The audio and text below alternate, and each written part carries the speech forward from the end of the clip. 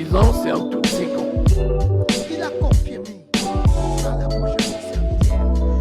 Donc le soir, mardi, qu'est-ce que je voulais dire aussi là? Je voulais souffler sur sa femme là. Donc déjà, j'avais pas son permis. Regarde qu'est-ce qu'elle a dit. Seigneur, tu as dit, oui, verset premier. Et j'ai mis là. Donc, si c'est bon, on va la mettre quand même. Je rentre à la maison. Maintenant, alléluia. Amen. Je suis venu témoigner la grandeur de notre Dieu. Parce que ce Dieu-là, il fait des grands miracles dans ma vie. Amen. Alors, ce n'est pas la première fois. À chaque fois que moi, je fais l'action de grâce, quand je quitte ici, à la fin, on me remet toujours cet argent-là. Je ne comprends pas. Une fois, j'avais mis 100 € ici, et les pasteurs étaient en voyage. Quand ils sont revenus, ils m'ont ramené 80 €. Ah. Moi, j'ai dit, mais comment? J'ai mis 50 €, il y avait des frères qui sont venus de Paris à la fin de la prière. Il m'appelle, il dit, mon frère, moi et ma femme, on s'est convenu de te donner 50 €. Moi, j'avais mis 50, il m'a remis 50. Un autre jour encore, on me donne toujours, je ne comprends pas. Alors, une fois encore, je venais ici et le pasteur m'a vu, j'étais vraiment très fatigué. À la prière, il m'a demandé comment tu es fatigué comme ça. Moi, je lui ai dit, bon, je suis venu à pied, comme ça. Après, je suis rentré, j'étais là, le pasteur m'a donné 100 €. Quand j'ai pris les 100 €, je suis allé à la maison, j'ai prié, j'ai enlevé la dîme. Et quand j'ai enlevé la dîme, j'ai mis dans l'enveloppe, j'ai prié, dit, Seigneur, merci.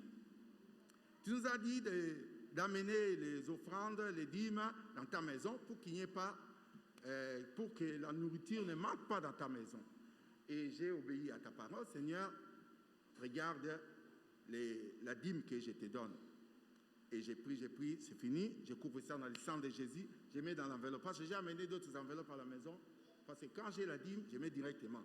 Quand j'ai une offrande là, je mets directement, au lieu de chercher l'enveloppe. J'ai mis de côté. Et maintenant, j'ai pris mon téléphone, j'ai ouvert la Bible. J'étais là, devant la Bible. J'ai prié maintenant, j'ai dit, Seigneur, j'ai fait ton devoir. J'ai fini mon devoir, je t'ai donné la dîme. Que veux-tu que je fasse maintenant, Seigneur? J'ai commencé à prier. J'ai prié, j'ai prié. Quand j'ai ouvert la Bible, je vois le message dans l'action de grâce. Bon, je n'ai pas douté, hein, parce que j'avais prié, j'ai demandé à Dieu. J'ai pris sur les 90 € qui restaient, j'ai pris 50 €, j'ai mis dans l'enveloppe. J'ai prié et j'ai mis de côté. Sur l'état avec 40. Mais cet argent, il m'avait donné pour acheter quelque chose à manger. Bon, tout déjà, j'ai enlevé. Dieu a pris 50, 60 et il me reste 40. Bon, le dimanche, je viens. Je dépose ça ici. Et je suis allé là-bas, à ma place, dans mon bureau. Je suis assis là-bas. Et à la fin, juste quand le pasteur voulait clôturer la prière, je vois un frère qui me donne l'enveloppe. J'ouvre l'enveloppe, je vois encore 50 $. Amen. Cela veut dire quoi? Parce que j'ai beaucoup médité sur ça. Lorsque Dieu a dit à Abraham, il lui a dit que je vais te donner un fils. Et ça fait très longtemps, ça a duré longtemps, jusqu'à ce qu'Abraham est devenu vieux. Même le jour que Sarah, on avait prophétisé sur Sarah, lorsque Abraham avait reçu les 3 personnes qui venaient, d'ailleurs, il ne savait pas d'où ils venaient, mais par son hospitalité, il les a dit, non, restez, restez. Et quand il mangeait, il commence à prophétiser sur Sarah. Et Sarah, dans sa vie, elle était déjà ménopausée. Il n'a pas cru à ça. Il a dit, mais comment moi déjà? Mais en Dieu, ménopause ou pas, s'il dit que toi tu vas avoir l'enfant, tu en auras. Amen. Alors c'était ce jour-là que Isaac est entré dans le ventre de Sarah.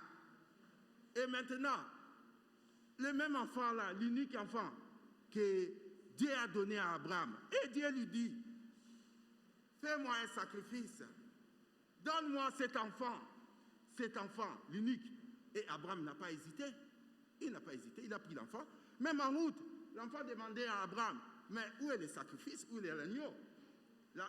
Abraham a dit, Dieu pourvoira. Alors, mais ils sont partis maintenant vers le lieu de sacrifice. Ils sont arrivés.